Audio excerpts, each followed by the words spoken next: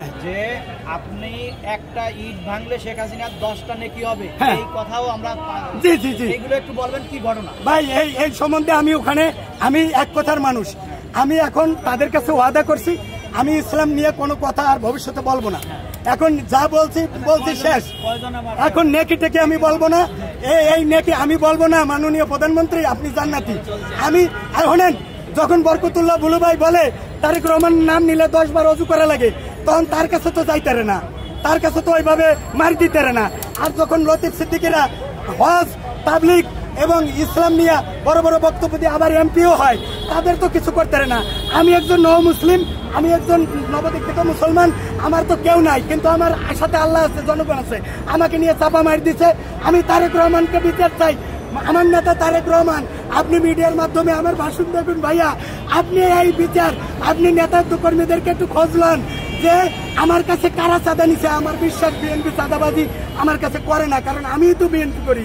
তাহলে আমার কাছে বিএনপি মানলো ভাই? ওখানে এই যে লেখা আছে, এই যে নামদারি হেফাজতি, নামদারি হেফাজতি, নামদারি হেফাজতি এবং নামদারি হেফাজতি এবং ওলামা লীগ এবং আওয়ামী দোসর আওয়ামী লীগ, এরা এখন বিএনপিকে হাতে টাকা পয়সা দিয়ে মাসরা দিয়া হাতে করে এরা আমার মারছে।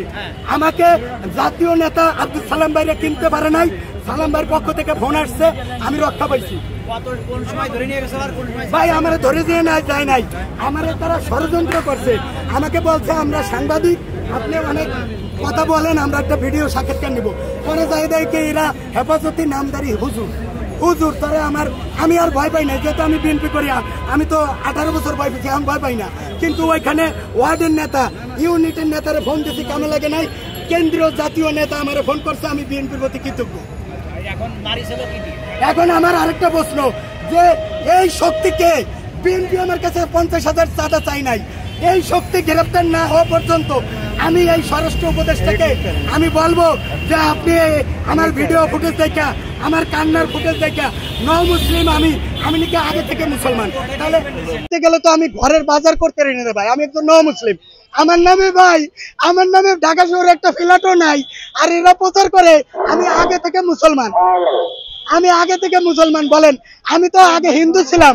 আমি যখন হিন্দু ছিলাম তখন ছিলাম মোদির সঙ্গী। ও বউ বউ বউ বউ ভাই, আমার বউ যুবলীগ ছাত্রলীগ মিলিয়া তারা আমার বউ ভাই এরা নিচে। এবং আমার এই প্রতিষ্ঠান, এই নও মুসলিম ডেভেলপমেন্ট অ্যাসোসিয়েশন ভাই, এই যে সরকারি, এই দেখেন আমি নাকি আলেম না, এটা দেখেন, এই যে আল্লামা শফি, এই যে আল্লামা শফি, মাদারিসুল আরাবিয়া, এখানে এই যে আরবিতে লেখা আমার সার্টিফিকেট।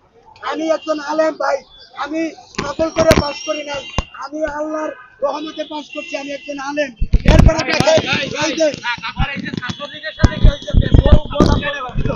ছাত্রলীগের লোকজন এবং যুবলীগ মিলিয়া আমার বউকে জোর করে সিনাই নিছিল। হ্যাঁ, সাদ্দাম ছিল না ভাই, না না, এটা অত বড় কেউ ছিল না।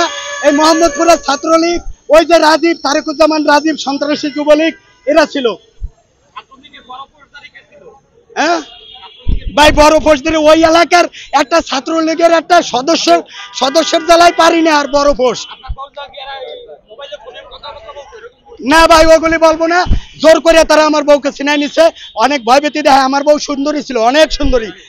মনে করেন এই যে পরিমণি ও ফেল, কিন্তু এই আমার বউ পরিমণির চেয়েও পরি ছিল। এইটা কেউ আমি আল্লাহর কাছে চাইয়া পাইছিলাম, আল্লাহর কাছে দোয়া করছিলাম মাদ্রাসায় পড়াকালীন, আল্লাহ আমার জীবনে তো কেউই নাই, ইসলাম গ্রহণ করছি, আমাকে সুন্দর একটা বউ দিও। যে ঘোষণাটা ছিল জনগণের স্বতঃস্ফূর্ততা, আল্লাহ আমার দিলে মনে করছি যে গেলে সব তারা যেরকম খালেদা জিয়া, আমার নেত্রী খালেদা জিয়ার বাড়ি বাংলা যদি ওইখানে যাইয়া হুজুরেরা কয়, এই তো তুমি 32 ভাঙছো, এটা সবাই পাইলা কোথায়? তখন আমি বললাম যে ভাই, সবাই পাইলাম কোথায়?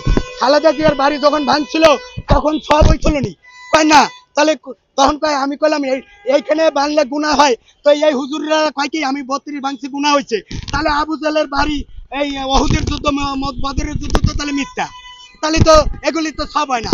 যদি শেখ হাসিনা হলো ওই ফেরাউনের গোষ্ঠী, আবু জাহেলের গোষ্ঠী, তার বাড়ি ভাঙলে সব হয় না কি হয় এটা আল্লাহ জানে। আমি এখন সবের কথা আর বলতে চাই না ভাই। এই যে আমি নও মুসলিম, এই যে মেট্রোপলিটন ম্যাজিস্ট্রেট কোর্ট বাংলাদেশ, এই যে সিএমএম কোর্টের নট নোটারি পাবলিক বাংলাদেশ, আমি এই যে কোর্টের মাধ্যমে এফিডেভিট, আমি মুসলমান হয়েছি 98 সালে, আমার বয়স কম ছিল, আমি 4 সালে কোর্ট এফিডেভিট করছি 2004-এ। এই যে ম্যাজিস্ট্রেটের স্বাক্ষর দেখেন, ডক্টর আব্দুর রউফ খান, আর আমার নাম হলো খান মোহাম্মদ আবু বকর সিদ্দিক। এই দেখেন, এই যে গুড আমারও এটা ফ্রি করে দিছে।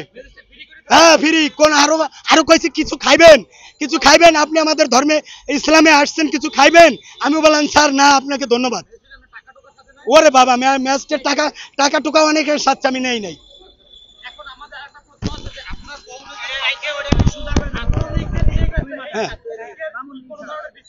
ও ভাই, আমি মনে করি কি, আমি প্রত্যেক ছাত্র দলের ভাইদেরকে বলবো, তারা যেমন অন্যের বই নিছে, আপনারাও তাদের বউ নিবেন না। কিন্তু এখন থেকে ওরা যেন আর কোনো বউ, মানুষের বউ, আওয়ামী লীগের লোকেরা ভাগায় না নিতে, এটা পাহারা দেন। আপনারাও আবার ক্ষমতা পাইয়া কারো বউ আইনেন না।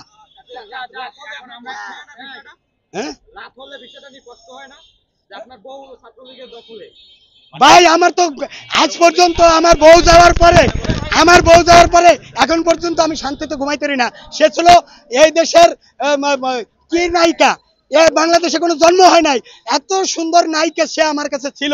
এই বউকে ছিনাই নিছে ভাই, এক এক কোক বলা যায়। আমি অভিশাপ তো এখনো দেই, কিয়ামত পর্যন্ত দিব, যেন ছাত্রলীগ যেন ধ্বংস হতে থাকে। এটার জন্য জেরুজালেমের ওই বিদেশে একটা মৃত সাগরের মতো ওরা যেন ধ্বংস হতে থাকে। ছাত্রলীগের বউদেরকে বলবো, তোমরা ওদেরকে তালাক দিয়ে যারা ছাত্র দল আছে তাদের সাথে বিয়ে বসো। না না, আমি বউ নিতে চাই না। আমাকে যদি কেউ, আমি বউ নিয়ে কথা বলি না, আমাকে শোনেন ভাই, তাদের বউ যদি আমার খুশি খুশি আয়া বলে যে ভাই আমি আপনারা বিয়ে করতে চাই, ছাত্রলীগ এরা হলো মানুষ না, এরা হলো অমানুষ, তাহলে আপনি মানুষ, আপনারা আমি বিয়ে করতে চাই, এটা ডিভোর্স দিচ্ছি, তাহলে আমি কেন রাজি হব না? আরে ভাই বিয়ের বিষয় তো না।